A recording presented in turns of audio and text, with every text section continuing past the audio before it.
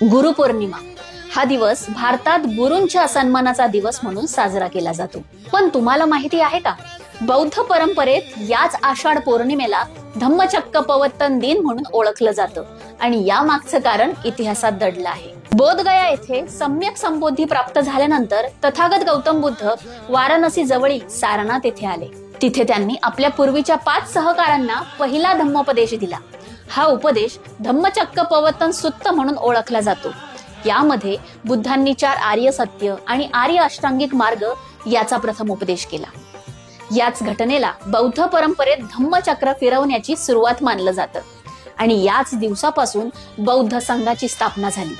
म्हणूनच बौद्ध जगतात आषाढ पौर्णिमेला धम्मचक्क पवर्तन दिन म्हणून विशेष महत्व आहे.